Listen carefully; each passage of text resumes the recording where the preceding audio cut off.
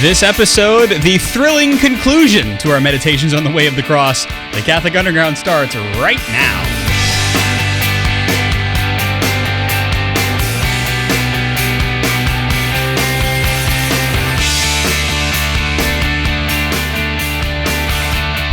You betcha. It is the Catholic Underground, and we are the podcast are we cutting through the noise? I feel like we are. Cutting through the noise of the digital continent and bringing you the topics that matter. It's episode number 443 for those of you keeping score at home. Mm-hmm. I'm Father Chris Decker, a priest of the Diocese of Baton Rouge. Joining me, we got Kathleen Lee. She's back. I'm back. She was on assignment last week. With a vengeance.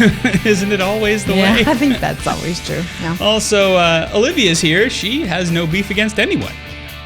No beef, no pork, none of that. That's right. Well, especially in this week of weeks. It's true. Yeah.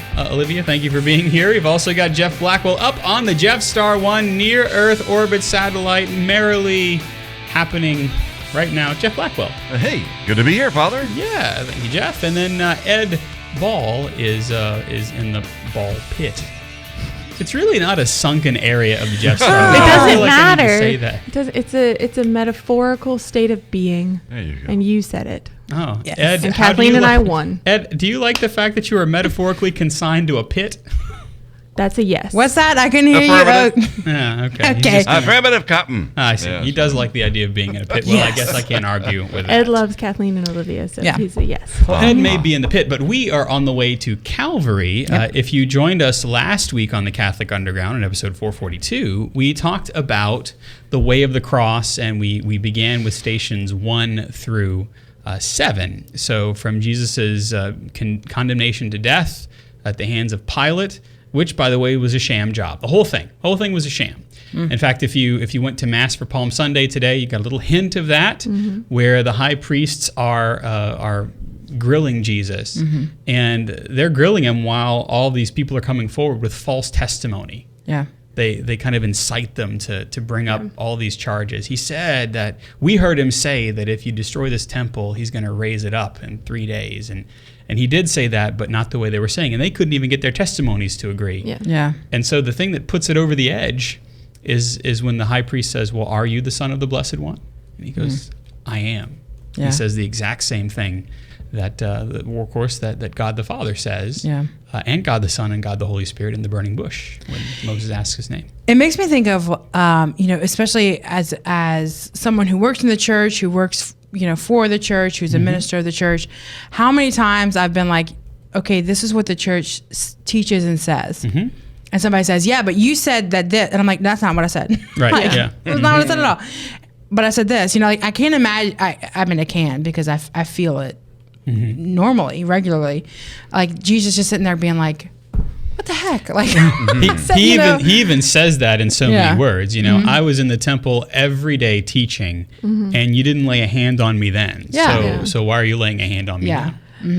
I was actually just commiserating with another teacher about this, and it's ironic because like the chapter I just finished with my freshman is on Jesus as a teacher, and so we looked at like Jesus as rabbi and like how he teaches and like teaching techniques that he uses and all that stuff.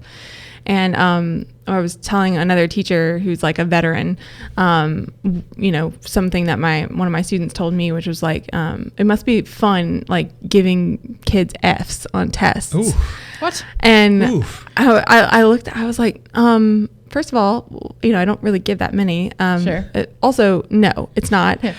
Because it's like watching something that you built for 3 weeks be burned to the ground. Yeah. That's right. Yeah. In one exam. Yeah, and you can imagine like what Jesus felt, obviously like on a much more like fantastical grand scale. Sure. Yeah, this is from the beginning of creation. Yeah, like he's truth himself being lambasted and being blasphemed against. And accused of blasphemy. And being accused of blasphemy, and being lied about. Like he knows what is the truth because he is the truth. It exists in him. It emanates from him, and yet he's standing there taking it. You know. So the just absolute humility that you see coming to bear in Jesus, really, I don't know. There's no parallel to it. There's no, I don't know. Yeah, it's astounding. And that's the thing. And so we have followed Jesus from that moment where he is condemned by Pilate all the way up to where Veronica wipes his face. And we talked last week about how in the wiping of his face with that cloth, that it's a reminder that Jesus never really walked alone, even though he was walking a lonely road, you know. And she is restoring something of the dignity of the face of the Son of God, you know. And the Psalms are always asking, Lord, let me seek your face. It's your face, O Lord, that I seek. And so the gift to her and to us is that true image, the Veronica, was made upon that cloth for her to see, and for us to see as well, that the divine image can't be blotted out. Right. You know? And so that's where we find ourselves this week as we make the way of the cross by moving to Station 8. And that is where Jesus meets the women of Jerusalem. This one's pretty curious, you know, that again, Jesus is not walking by himself on the way of the cross. He's walking a lonely road, but he's not walking by himself. And so he moves from encountering his mom, encountering Simon of Cyrene, who's pulled in to help him, and then his life is changed forever. Meeting Veronica, and now the women of Jerusalem. And they're weeping and crying over him, but Jesus, in a sense, doesn't receive their tears. Right. He says, no, don't weep for me, weep for yourselves and for your children. And so it's hard to imagine for us that, I mean, we've already talked about how Jesus fell the first time. We're going to get to his second fall here shortly. And yet he never stops having compassion. Like, I don't know about you, but whenever I've had a medical procedure done, like when I fractured a rib a couple of months ago, in the roof of the Catholic radio station, or in the ceiling, I should say, attic. That's where that is, and fell through the ceiling. But whenever I was in pain, I didn't feel like having compassion on anybody. I didn't. You know, poor Ed was there with me. I hope I was compassionate towards you. But like for the time that I was recovering, I didn't feel like having compassion on anybody because I was in pain.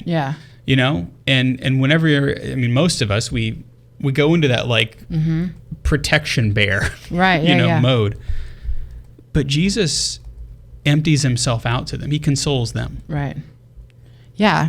I definitely feel that feeling of like when I've been wronged or when I've been hurt or when I'm physically in pain or sick, it's about me. You know, and there's definitely an opportunity for us to reflect on, do we, in the midst of everything that's going on in our lives, because we are a very me-centered society, a very me-centered culture, like in the midst of our own suffering, that, you know, what do we do with that? Do we post it on, you know, Instagram for everyone to see and for everyone to ask about, and, you know, or do we bear that cross while at the same time looking for other people who can't carry their cross as well?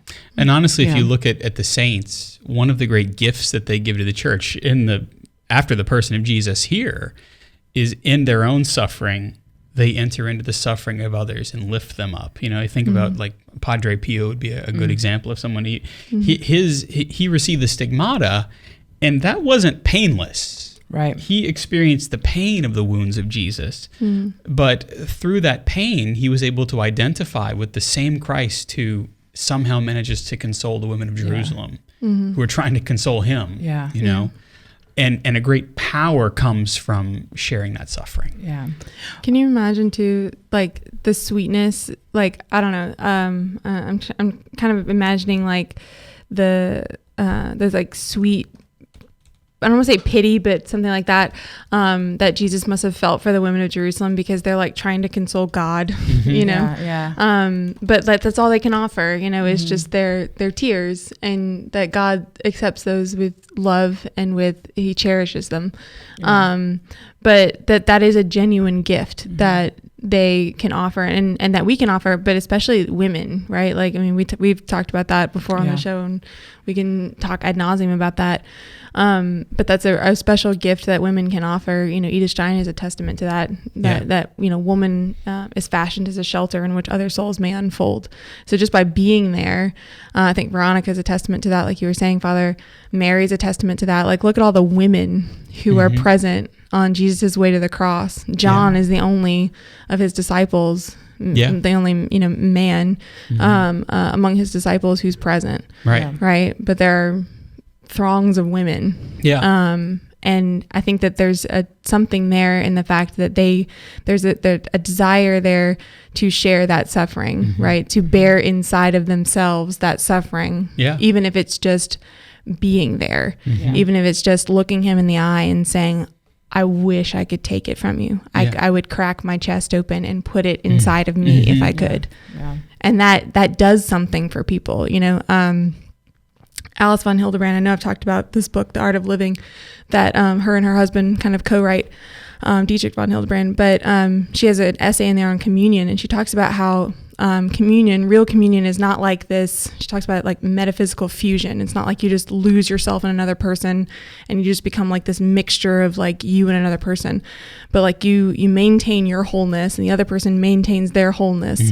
But the way that you offer yourself to the other person and they offer themselves to you in vulnerability, but also in gift, right? Mutual trust of the other. Mutual trust, but with that risk that gift might be rejected, it might be used, right? Or misused, right? Misused, right?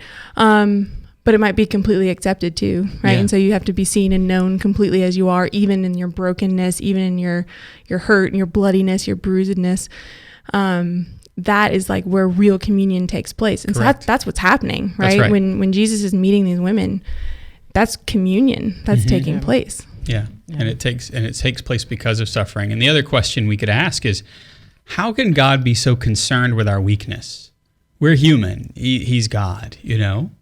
And yet as we contemplate the sufferings of Jesus, we see one of the reasons that he's consoling the women of Jerusalem is because he's concerned, moreover, not just with our physical weakness and our emotional weakness, but he's concerned with the seriousness of sin and how it must be fully atoned.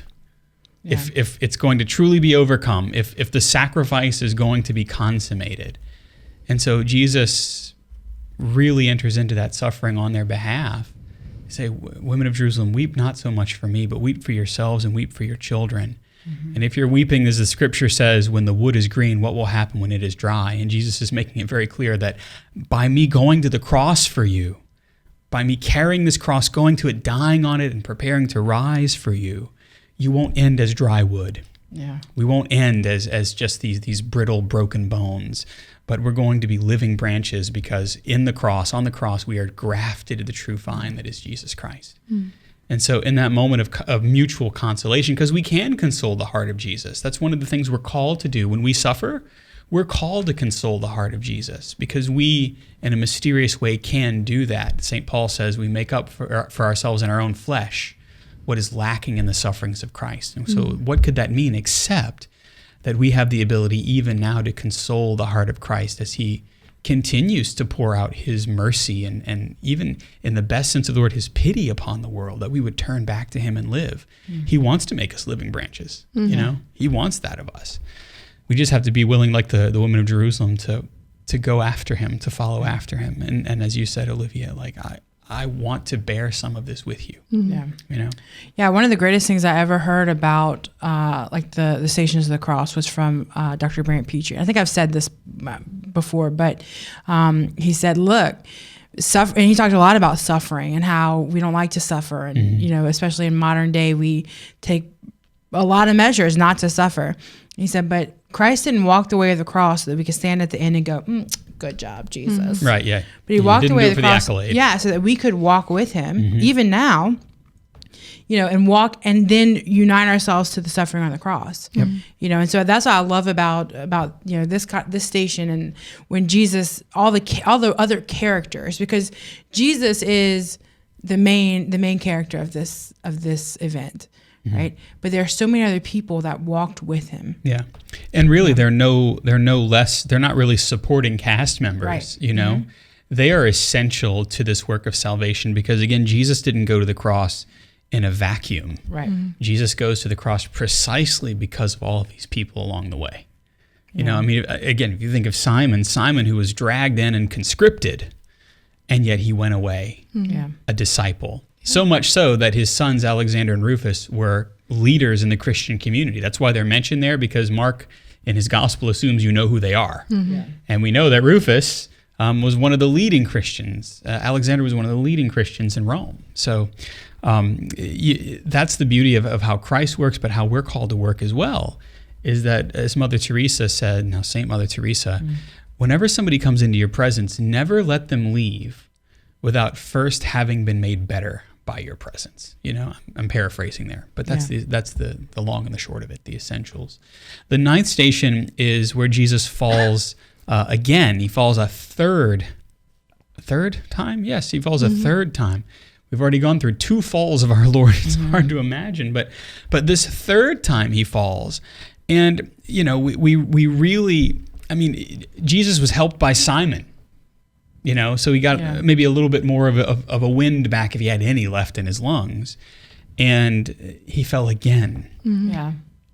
When I'm looking at even the images that we're projecting, on the screen, if you're watching on anything that you're watching, and if you go into the churches, there's these beautiful stations of the cross, and it portrays Jesus as oftentimes as still what I like to call flowy haired Jesus. Yeah. It's just like, oh no, oopsie. Yeah, it's kind of a cleaned up. Yeah, and last week y'all were talking about, about the actual cross, like the talking about maybe he just carried the cross beam or no, he carried the whole thing, and like when he fell, you're talking about a guy who has no protection. You're looking at this, if you're looking at this image, he's got a full robe on. Yeah, dude had nothing on, like nothing. He didn't have didn't have steel toed boots that he's walking down and it is a desert. Yeah, so it's like, go out in the gravel concrete, take your shoes off in the midday sun in Louisiana. That's a thing. Yeah, in Louisiana, and then put a couple 100 pounds on your back. Yeah. When you've already been beaten and scourged. Yeah, when you're trying to carry this with just your back is shredded, and there's this crown of thorns on your head, and like people are pushing and spitting, and like. Yep. Like it's not and then he fell the third time. Like no. It's catastrophic. It's collapsed. Yeah. Right. Yeah. It's Jesus saying the suffering is almost more than I can bear in my humanity. Yeah. Well, I was really struck today by the reading, from Mark's gospel, when it says that, Joseph of Arimathea goes back to Pilate to ask for the body of Jesus. And it says, like, Pilate was amazed that he was already dead. Yeah. Because it was supposed to be like a torturous death. Yeah, it was supposed to take a very long time. They drag it out. And Jesus died relatively quickly on the cross. And there was a reason for that, because he was very brutally tortured beforehand and during the walk to Calvary. Yeah. And so it wasn't like he just kind of called it quits, gave up his spirit and said, I'm done.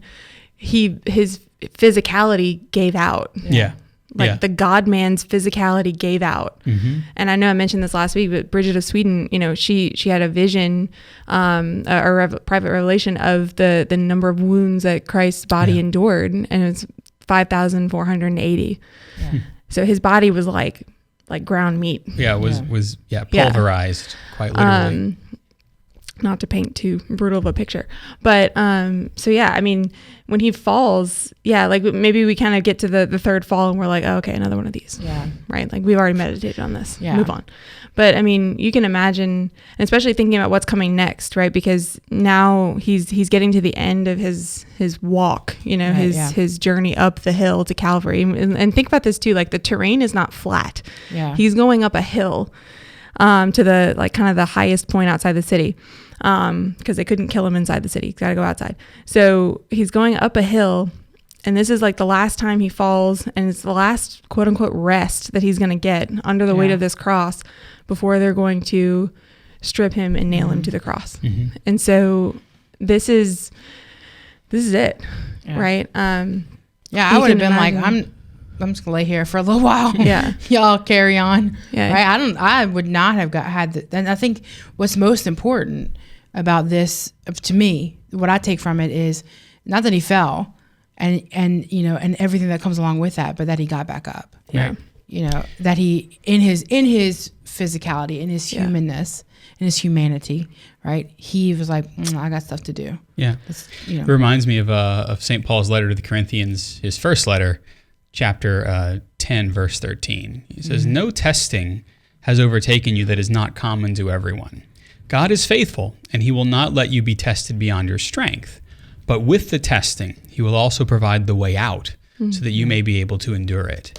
And this is what Paul is telling us about ourselves, but in a sense, it's a meditation upon Christ's resilience. As you say, I got stuff to do, right? There's a mission that will be completed. Yeah. And I think in that third fall, we're invited to reflect on the times that I fall not just 3 times, over the course of a week or the course of a day sometimes, but I am invited, like the Lord, to cry out to God, to cry out to God, who does not allow me to be tempted and tested beyond my strength. Right. And that is the proper understanding of how we work within suffering. Yeah. Is that there's not a one of us that can be divorced from suffering. Yeah. It's a part of our fallen human condition. But Christ, who was not fallen, was able to suffer the effects of a fallen world, right? Yeah. In suffering this third fall, but still at the same time, completely bereft of strength, gets up. Yeah. And we're called to do the same. And when you think about it, I love what you're saying too about Kathleen, about like he's doing this for like love of us, right? Yeah, so when you think about it, like he falls because of the weight of our sin, so it's like the metaphysical weight of like every single individual sin, but also just like the power of evil, right? Yeah. But he gets up for the love of us, right? For the love of you. And that's something that like, that's a hard pill to swallow. Yeah. That like, and I remember, I was trying to drill this into my students this week about something, I don't remember, but that Jesus hangs on the cross for you, individually for you. If you were the only person on this planet, and you were the only person who ever had been and ever would be, Jesus still would have come and he would have hung on that cross for you. Mm-hmm. And so we can't lose ourselves in some kind of mental crowd, that like, Jesus came for us, he died for us. Yes, he did, but he came for you. Yeah. And he gets up for you. And he would have gone for you. Yeah. And I talk about this, I talked about this with a group of young people that I was doing a retreat for the other day. I often put the comma but. I call it the comma but. Like, Christ died for you, comma, but you, Kathleen, not you, right? Mm-hmm. And like that's a hard thing for me to think about is that you always say this when Christ, or you always hear this, when Christ was dying on the cross, he was thinking of you, and I'm like, comma, but Kathleen, and that's a hard thing for me to.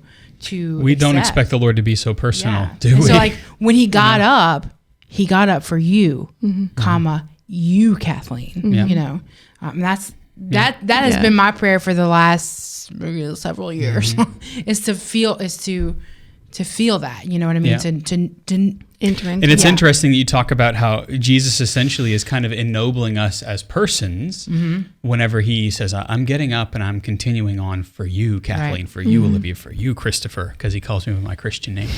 And so whenever we get to the 10th station where Jesus is stripped of his garments, clothing, right, gives you your social position, right? When everybody sees me dressed weird in the supermarket, right, with this white thing around my neck, it doesn't just give me 30 days of flea and tick prevention. Yeah. But we're sorry, Jeff, didn't mean to make you spit take that. Okay. But yeah, it kind of gives you your social position where people kind of know where you are. But Jesus's clothing are gone. They are stripped from him. And Jesus being completely stripped publicly means that he is no longer anything at all in the eyes of the world. Yeah. He is now an outcast. He is able to be despised. Everybody can look at this man, behold this man, and say, yep, he's just a bunch of pulverized meat. Look what they've done to him. And now even the clothing he has, perhaps the remnants of the purple cloth that, is gone. Yeah. And yet he endures that too. Yeah, and I'm like, this is just coming to form in my brain, but like, even though it was an opportunity for them to just say he's just a man, for him to witness to that, I am not just a man, but I am the new Adam. I am man. Yeah. That's right. Yeah. I'll have to pray on that this week. Mm-hmm. Yeah, like that's a beautiful thing, and you know. And in a sense, he's ennobling human dignity all the more by allowing himself to be stripped. Yeah. Oh yeah.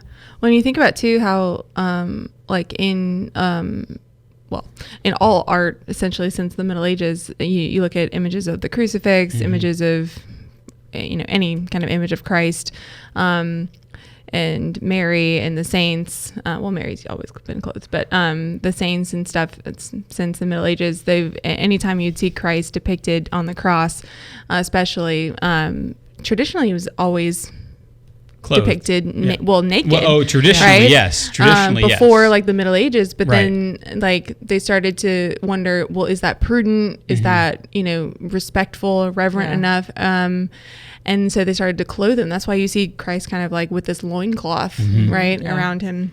But that's not accurate. That's not historically accurate. Yeah. No. And you're right that like he is doing a return to Adam, right? A mm-hmm. return to the garden. Mm-hmm. And even like at Calvary, in the Church of the Holy Sepulchre, you look up at the cross that marks the spot where Christ died, mm-hmm. and you go like down the little stairs beneath it, and they have like this window mm-hmm. in this rock, and traditionally that is where some of the church fathers believed like where Adam and Eve were buried. Oh yes. Mm-hmm. And so like the blood of Christ spilled onto like the skulls of Adam and Eve mm-hmm. first mm-hmm. Yeah. Wow.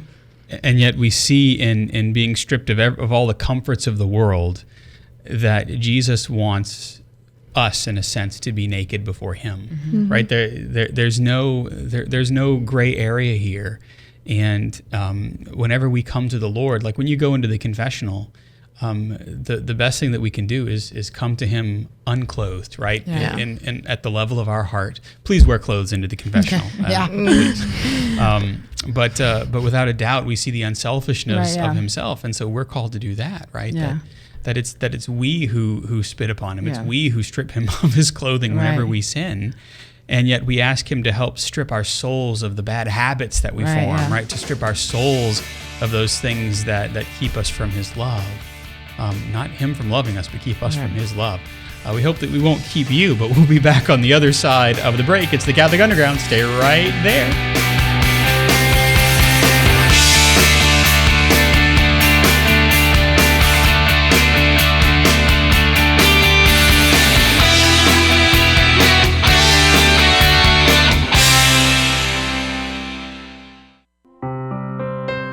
Hail, Holy Queen, Mother of Mercy, our life, our sweetness, and our hope. To thee do we cry, poor banished children of Eve. To thee do we send up our sighs, mourning and weeping in this valley of tears. Turn then, most gracious Advocate, thine eyes of mercy towards us, and after this our exile, show unto us the blessed fruit of thy womb, Jesus. O clement, O loving, O sweet Virgin Mary.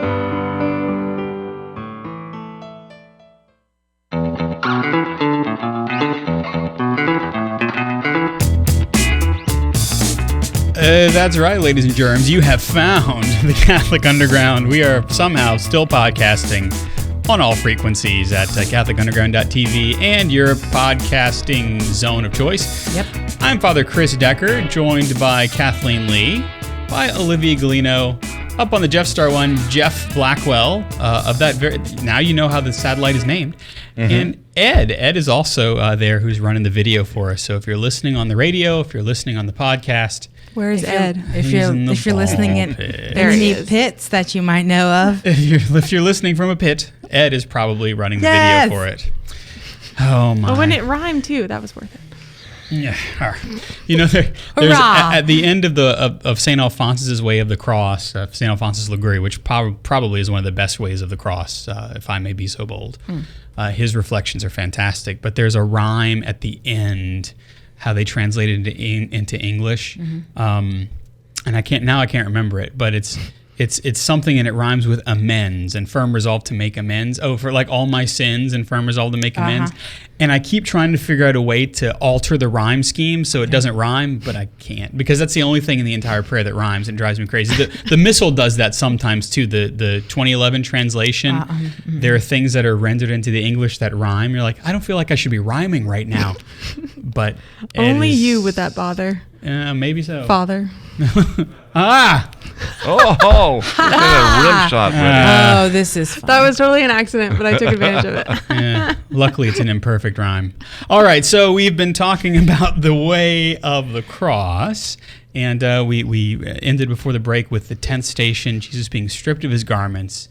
For us, really, these are all. Right. That's the other thing too. Is all of these actions are not just the happenstance of what happens when you're crucified, when you have to undergo crucifixion, but these were definitively allowed by God. These moments were allowed by God, so that now, even something so gruesome as the Roman capital punishment in its penal system can become sources for us of ennobling. Yeah. Right? Even that. Like now, if you think about it, like in the first century, if you wore a cross around your neck as a piece of jewelry, you would have been thought mad, crazy, and a bit morbid. Now we wear crosses around our necks as a sign of victory. Yeah. Right? Of Christ having finally the last word on death. Yeah. And so even all these actions taking place, these 14 stations, are symbols for us now that have been pumped full of meaning. Yeah. Well, yeah, and I love the idea that there are things that we as Catholics, as Christians even, have become really numb to. Like, okay, Stations of the Cross, more you there, okay, moving on, right? And then we have, somebody puts on, some kind of reenactment, and it's so great, and we're like, okay, happy Holy Week, and we become numb to the reality of what it actually is, what actually happened, and and what it means. Yeah. So when we dress it up as something where we're like, oh, this flowy hair Jesus, then we lose that the impact of it. Yeah. And I love, like, when we get down to the last ones, there's a book that I haven't read called A Doctor at Calvary. Oh, yes, that's a fantastic book. I haven't read it. I have it in my possession, and maybe I'll read it. So it's the medical account, but it's the actual of the suffering. what happened. And so when you think about, I just love that. For me, I have to be impacted in that way. Like, I have to know the reality of it, so that of what actually happened, so that I can then contemplate the reality of what it means. Yeah. There's a this is coming from the personal private chat from my friend Haley, who's watching the show. But there's a free ebook on the Word on Fire website called The Sign of the Cross, Recovering the Power of the Ancient Prayer. Speaking of something that we do every day, probably multiple times a day, and is probably one of the things that we can gloss over the most and completely forget about. So if you're looking for a way to like enter into Holy Week. But yeah, I was thinking while you were talking, Kathleen, about like whenever I'm teaching, especially when I'm teaching about things that like my students might already assume that they know about. I don't know if you find this like particularly difficult, because like you can like see it on their faces, like the checkout moment, like, oh, okay, I got this. I know this one. Yeah. Totally familiar. And I like, one of the things that I love about theology and scripture and in particular is that it's inexhaustible. Yeah. I will never plumb the depths. Right. Yeah. Nope. You can try. Yeah. And you should try. Yeah. And I will continue to. But even like I was talking to my seniors about Genesis 1-3. We spent 2 weeks on it, on 3 chapters of the Bible. And I could tell at one point they were just like, are we really like, we haven't moved on? Why are we doing this?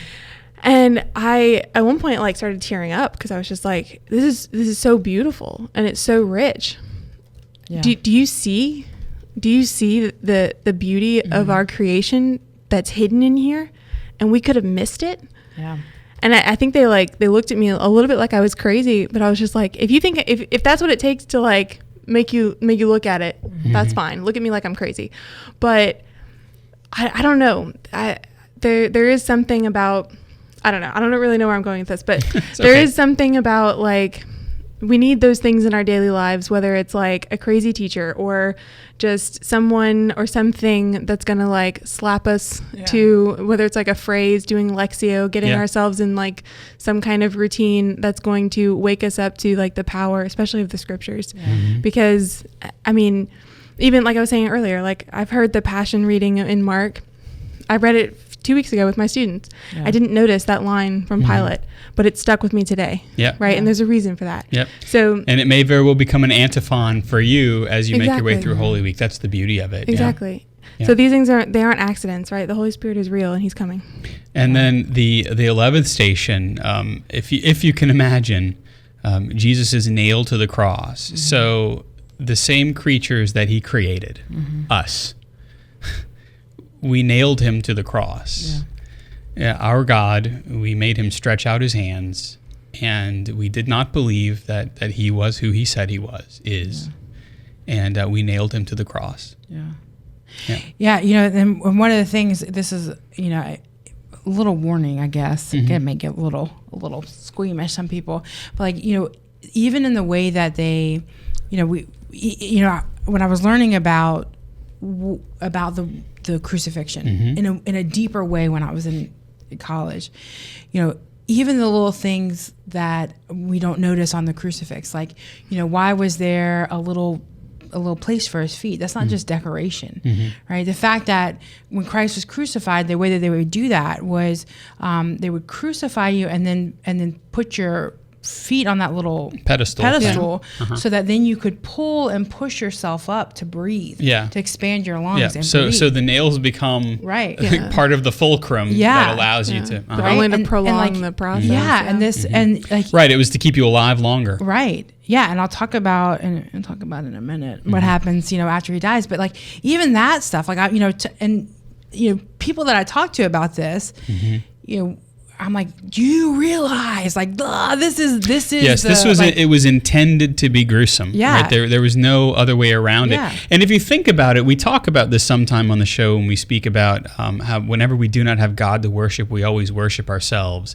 And when we worship ourselves as God, and we think that we are God, the only way that we can attempt to create something in our image is by destroying it first. Right? That's what we do, right? We can't create out of nothing, so we create a nothing out of stuff. That we then try to remake in our own image. And that's essentially what humanity was trying to do here. Trying to kill God so that we could remake something in our own image that we could control. You know, by nailing Jesus to the cross, we are attempting to fashion a golden calf that is ourselves. Isn't that something? I mean, and we do that whenever we sin, and this is it writ large.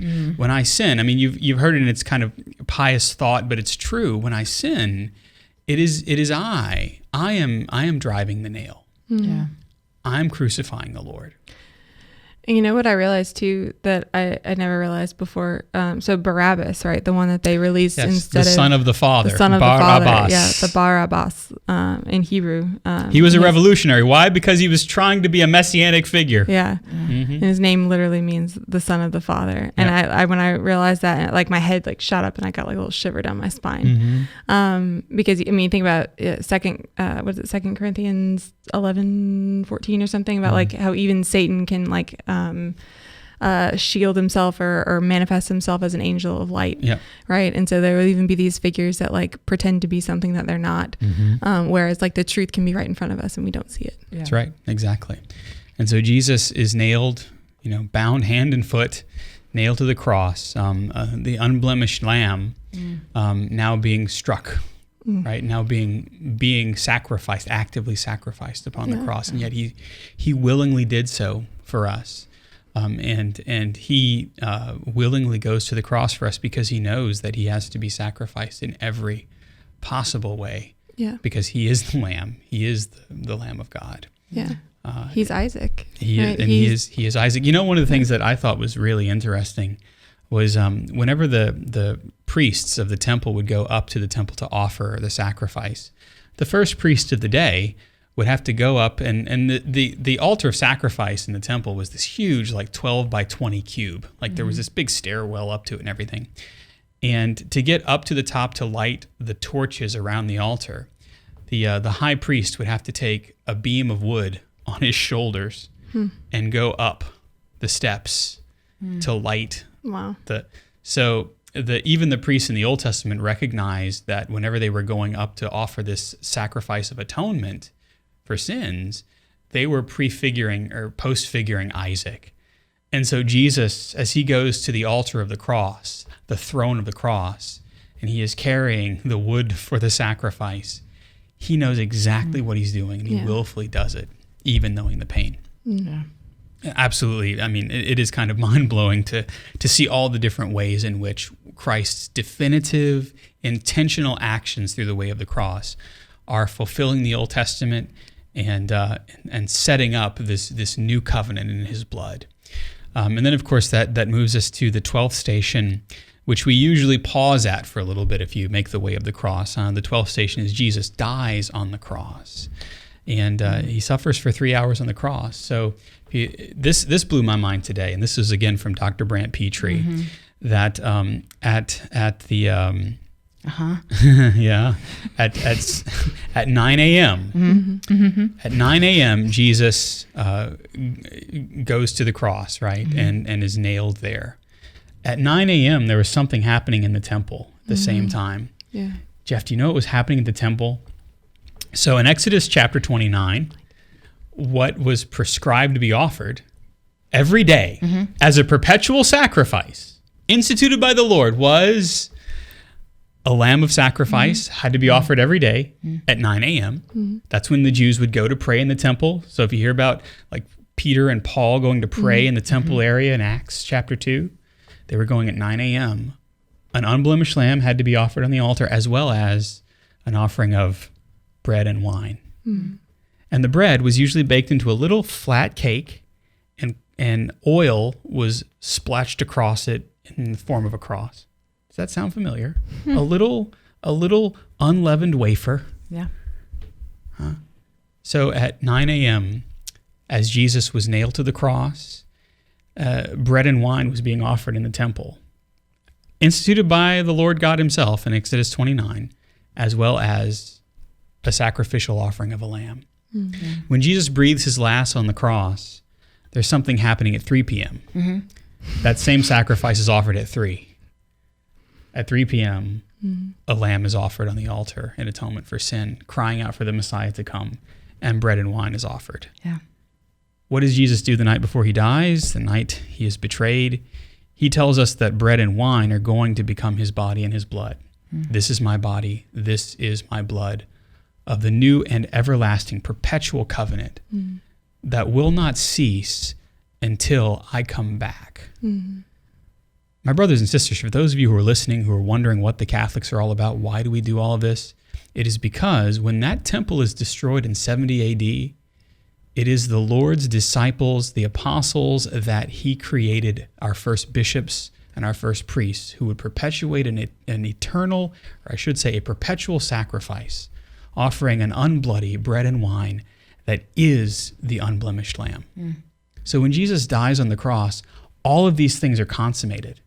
They are brought together and made as one. Yeah. And so when we go to Mass, we are fulfilling 9 a.m. in the temple, 3 p.m. in the temple. We're fulfilling Jesus being nailed on the cross. We're fulfilling his death on the cross. And we are also receiving Jesus in his glorified, although veiled body. We're receiving the end game as well. Yeah. That's the 12th station.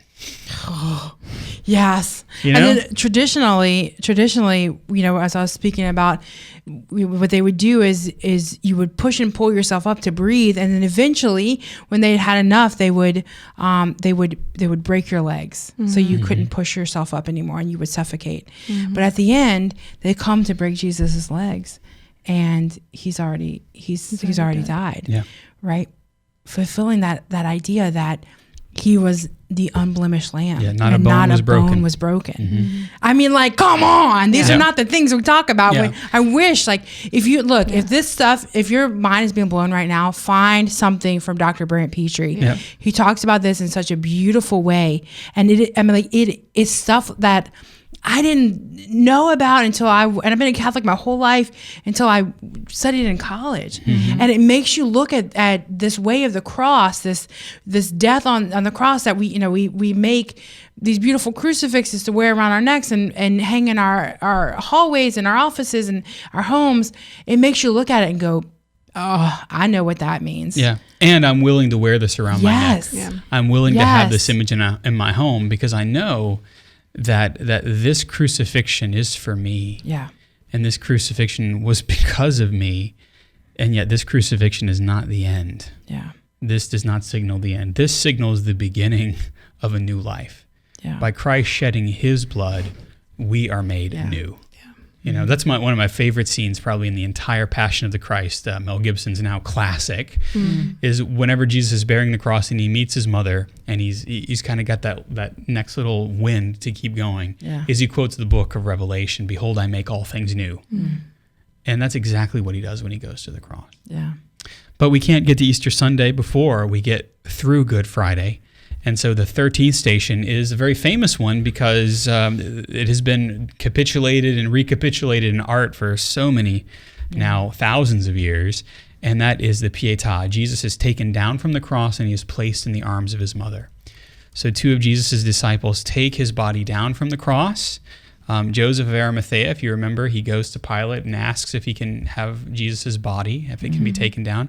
Pilate is surprised that he's dead already, so he says to Joseph, "We'll go and do that." So they take it down, and they put Jesus in the arms of his mother. Yeah. I mean, how any of you who have lost a child, no matter the age of your child, you never want to have to bury your child, but that's the agony that Mary is in the midst of. You know, she who said yes. She who knew of God's promises being fulfilled, and she who knew that God's promises were being fulfilled, still once again undergoes the agony of holding her son dead. And so almost always it's Mary that we think about in this moment. And we brought this up a few years ago when Holy Thursday, when the Annunciation and Good Friday was on the same day, March 25th. But traditionally in the church, the church fathers believed that the Annunciation and the day that Jesus died, Good Friday, were the same day, March 25th, because they believed that his life, starting at his conception in Mary's womb by the Holy Spirit and ending with his death on the cross, was a complete cycle, right? So she really is kind of receiving a new nativity, right, to say it. And I mean, there is a new nativity happening on the cross, right? It's the birth of the church. Right, the birth of the church and all of us, right, being reborn. It has to happen through that agony, right? That final sword in her heart. Yep. And so we see in that final sword in Mary's heart that's exactly where she holds her son, right? Yeah. She holds him close to her heart. And so we do, St. Alphonsus Liguori, Mary's sorrowful mother, pray to your son for me. Jesus, you have died because you love me. Help me to love you always. I love you, Jesus. I repent of my sins. Help me to never sin again, to love you always, and to do your will. That's that station where Mary kind of looks at us as she's looking at her son. And Mary doesn't look at us accusatorially. No. No. She doesn't look at us and say, look what you did. She looks at us to say, and what of you? Yeah. What of you, my child? Because Mary is our mother. What of you, my child? There's a beautiful image. It's actually two images by a man named William Adolphe Bouguereau. Thank you. Yeah, he has two beautiful images of Mary and Jesus. Yep. One of them is called A Virgin of the Lilies, where Mary is depicted holding the child Jesus, and the other one is his Pietà, where Mary is holding. And she's looking intently. And if you Google them, some places will split the screen. Oh yeah. And so you have on one side this youthful image of Mary who's just contemplating motherhood with this bouncing baby boy, and the other where she's holding her son, and the look, I mean, it's just so beautiful. The weight that she herself literally holds and now carries from the cross, of not only her dead son, right, but of the church that she now has to mother, and the sorrow that comes with that as well. That's right, exactly, because it does. You do begin to bear a cross as the church is born too, because you realize that each of her members must then also go through their own suffering, death, and resurrection. I mean, because that's what baptism is. Baptism is an entry into the life of Christ, but also his death and his resurrection. And then that brings us, of course, to the 14th station, which is Jesus is laid in the sepulchre. We don't get the sense that Jesus knew who Joseph of Arimathea was, because the scriptures tell us that Joseph was a secret member of the disciples. He was a man of some import, and so he had to kind of protect his station. But it was Joseph of Arimathea who provides the tomb for Jesus. And so Jesus is laid in a stranger's tomb, He came into the world with nothing, right? Born in a manger, and goes to a stranger's tomb. Which I really love meditating on the fact that, like, when Jesus leaves his home in Nazareth and to begin his public ministry, that's the end of him really. I mean, when you think about it, he didn't really own anything living in his family home, but like he doesn't own anything. He's basically homeless, and even he's buried in a borrowed tomb.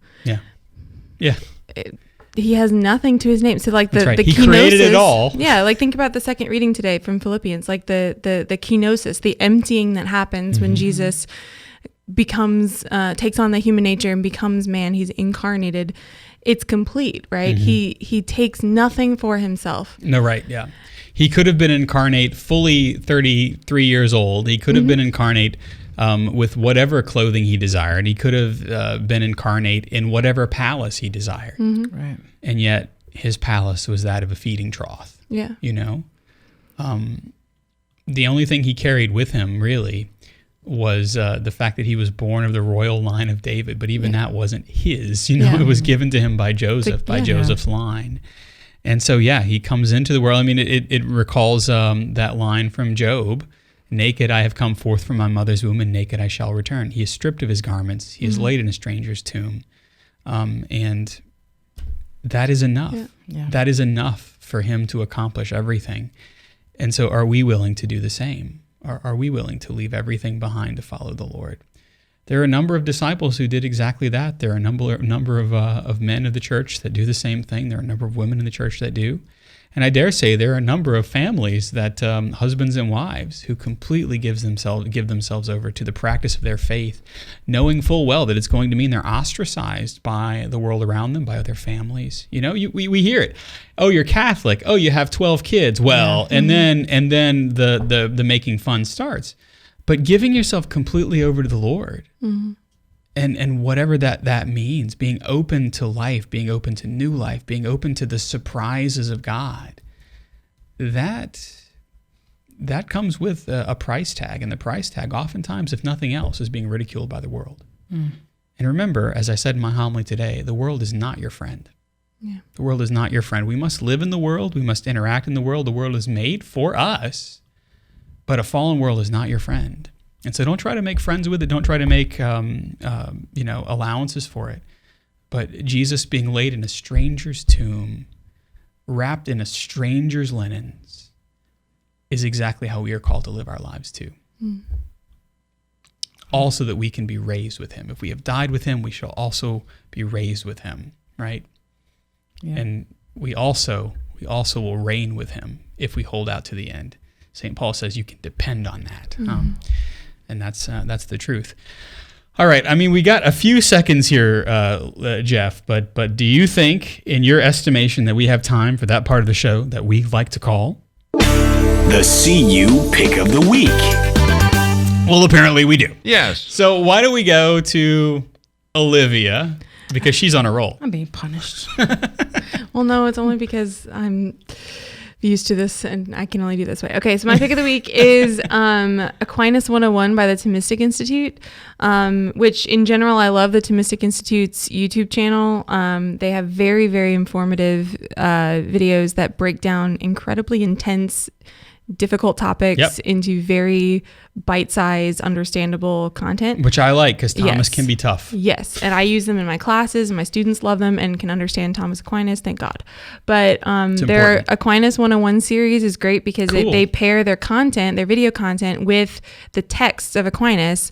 And so it makes it easier to understand the actual texts, right, which can be very challenging. Mm-hmm. So it's kind of like a study resource. But then there's also like other study resources as well. So they do a really good job of breaking down one of the most pivotal church fathers, but also one of the most difficult by some veritable geniuses. So highly recommend Aquinas 101 by the Thomistic Institute.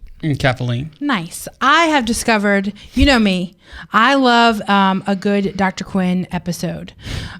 Stick with me here. I have all 42 discs of the series, including the 2 movies. Booyah. Okay. I have found a modern day version of this called Heartland. Yeah, okay. On Netflix. It is awesome. It is Canadian. It is wholesome. Yes, you should watch it. Heartland. It's good. Apparently, they've been doing it for 20 years. I was going to say, is it a 90s season? Where have I been? I mean, I know about it. I haven't watched it. Thanks a lot. Nobody told me. It's fantastic. All right, my pick of the week is quite possibly one of the classics, Romano Guardini's The Lord. Oh, if you want, this is a 1954 book, right? So if you want, before biblical scholarship and the historical critical method in the best sense of the word was a thing, this was written. So you have the spiritual, the historical, critical, the narrative, all the different modes of scripture. Romano Guardini takes you through it on this meditation on Jesus Christ the Lord.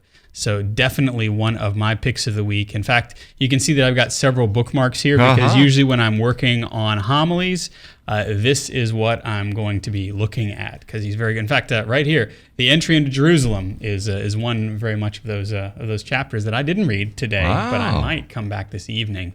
So if you want to learn about kind of the Lord's life through a spiritual lens, this is the way to do it. Romano Guardini's The Lord. Written in the year of my birth. Very good. Yeah. And with a foreword by Pope Benedict XVI. Who loved Guardini as well. By the way, I gave up my walker for Lent. Okay, good for you. Yeah, that's a good thing to give up there, Jeff. But that doesn't mean you have to take it up again at Easter. Yeah. No, indeed. As always, the Catholic Underground is made possible by viewers, by listeners, by prayer warriors, and by benefactors like you. You can become an official Undergrounder today, Jeff, by going to CatholicUnderground.com/donate. Yeah, that's correct. You can also help us out by letting other people know about us. So like us and heart us and star us, which apparently is a thing on Facebook now again, or whatever your platform of choice is. And if the podcasting service you use has a review option, Jeff, leave a review. Say something nice, though. That's right, yeah. And if you want to say something mean, make sure you email us because we like to read hate mail too. So, sure. Yeah, exactly. Yeah, we'll take that. Our panelists this week have been Kathleen Lee at KLee626 on the Instagram. Thank you, Kathleen. Anytime. Olivia Galino is the .real.omg on Instagram and Twitter. Thank you, Olivia. Thank you. Jeff Blackwell is our technical director. You can find him at Jeff Blackwell us on Twitter. Jeff, thank you. It's a privilege, Father. Also, Ed Ball is our video director. He's not available on any of the social media, and he's very thankful for that. Jim Hayes is our research assistant with his crew in the lab. And you know me, I'm Father Chris Decker. I'm at Digital Catholic on Instagram and Twitter. We'll be off for Easter in a couple of weeks. We probably will take those weeks off. But we'll be back in no time flat for more of the Catholic Underground, which you've been listening to. We're cutting through the noise so you can find that still small voice. We hope you have a good Holy Week, and we will see you next time.